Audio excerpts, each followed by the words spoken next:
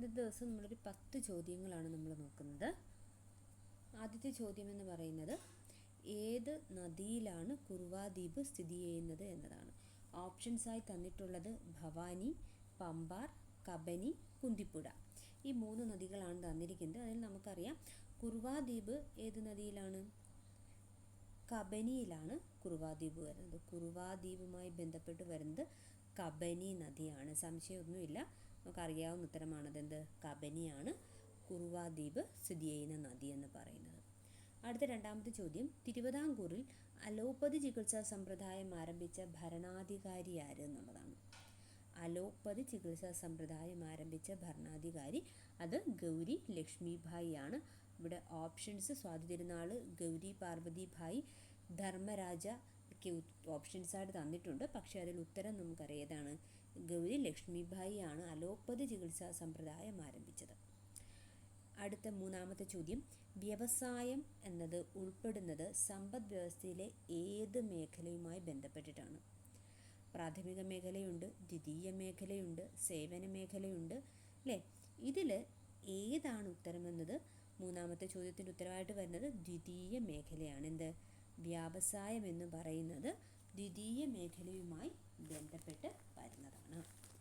അടുത്ത ചോദ്യം, ഗവൺമെൻറ്റിൻ്റെ സേവനങ്ങൾ ജനങ്ങളിലേക്ക് എത്തുന്നത് ആരിലൂടെയാണ് എന്നതാണ്. സേവനങ്ങൾ ജനങ്ങളിലേക്ക് എത്തുന്നത് ആരിലൂടെയാണ്? മന്ത്രിസഭ, കോടതി, പഞ്ചായത്ത്, ഉദ്യോഗസ്ഥ വൃന്ദം. ജനങ്ങളിലേക്ക് അത് എത്തിക്കുന്നത് ആരാണ്? ബ്യൂറോക്രാറ്റ്സ് ആണ്. അതായത് ഉദ്യോഗസ്ഥ വൃന്ദമാണ് ആരിലേക്ക് എത്തിക്കുന്നത്? ജനങ്ങളിലേക്ക് ഗവൺമെൻറ്റിൻ്റെ സേവനങ്ങൾ എത്തിക്കുന്നത്. അഞ്ചാമത്തെ ചോദ്യം, അമേരിക്കൻ കോളനികൾ ഇംഗ്ലണ്ടിൽ നിന്ന് സ്വാതന്ത്ര്യം നേടിയതിന് കാരണമായ ഉടമ്പടി ഏത് എന്നതാണ് അഞ്ചാമത്തെ ചോദ്യം. അത് നമുക്കറിയാം ഏതാണ്? പാരീസ് ഉടമ്പടിയിലൂടെയാണ് എന്ത് ചെയ്യുന്നത്? അമേരിക്കൻ കോളനികൾ ഇംഗ്ലണ്ടിൽ നിന്നും സ്വാതന്ത്ര്യം നേടിയത്. അമേരിക്കൻ കോളനികൾ ഇംഗ്ലണ്ടിൽ നിന്ന് സ്വാതന്ത്ര്യം നേടുന്നതിന് കാരണമായ ഉടമ്പടി ഏതെന്ന് ചോദിച്ചാൽ അത് പാരീസ് ഉടമ്പടി തന്നെയാണ്. അടുത്ത ചോദ്യം, ആറാമത്തെ ചോദ്യം, പാർലമെൻറ്റിൻ്റെ സംയുക്ത സമ്മേളനത്തിന് അധ്യക്ഷത വഹിക്കേണ്ടത് ആര്? സംയുക്ത സമ്മേളനം എന്ന് വെച്ചാൽ ലോക്സഭയും രാജ്യസഭയും ഒന്നിച്ചു വരുന്ന സമ്മേളനമാണ് സംയുക്ത സമ്മേളനം എന്ന് പറയുന്നത്. സംയുക്ത സമ്മേളനത്തിന് അധ്യക്ഷനാകുന്നത് എല്ലായ്പ്പോഴും ലോക്സഭയിലെ സ്പീക്കറായിരിക്കും. ലോക്സഭ സ്പീക്കറാണ് പാർലമെൻറ്റിൻ്റെ സംയുക്ത സമ്മേളനത്തിന് അധ്യക്ഷത വഹിക്കുന്നത്. ഏഴാമത്തെ ചോദ്യം, ഭഗത് സിംഗിൻ്റെ സ്മാരകമായ ഭഗതാ സിംഗ് ചൗക്ക് സ്ഥിതി ചെയ്യുന്നത് എവിടെ എന്നതാണ്. എന്താണ്? ഭഗത് സിംഗിൻ്റെ സ്മാരകമായ ഭഗതാ സിംഗ് ചൗക്ക് സ്ഥിതി ചെയ്യുന്നത് എവിടെയാണത്? ലാഹോറിലാണ് ഭഗതാ സിംഗ് ചൗക്ക് സ്ഥിതി ചെയ്യുന്നത്. എട്ടാമത്തെ ചോദ്യം, പശ്ചിമതീര സമതലത്തിൻ്റെ മധ്യഭാഗം ഏതു പേരിലാണ് അറിയപ്പെടുന്നത്? പശ്ചിമതീര സമതലത്തിൻ്റെ മധ്യഭാഗം ഏത് പേരിൽ അറിയപ്പെടുന്നു? അറിയപ്പെടുന്നത് കൊങ്കൺ തീരം. എന്താണ്? കൊങ്കൺ തീരം എന്ന പേരിലാണ് പശ്ചിമതീര സമതലത്തിൻ്റെ മധ്യഭാഗം അറിയപ്പെടുന്നത്. ഒൻപതാമത്തെ ചോദ്യം, ഇന്ത്യൻ സാമ്പത്തിക ആസൂത്രണ സംവിധാനമായ നീതി ആയോഗ് നിലവിൽ വന്നതെന്ന്.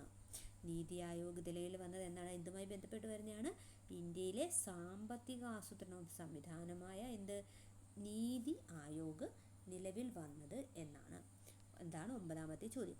ഉത്തരം 2015 ജാനുവരി 1 വന്നത്. 2015 ജാനുവരി 1 നീതി ആയോഗ് നിലവിൽ വന്നത്.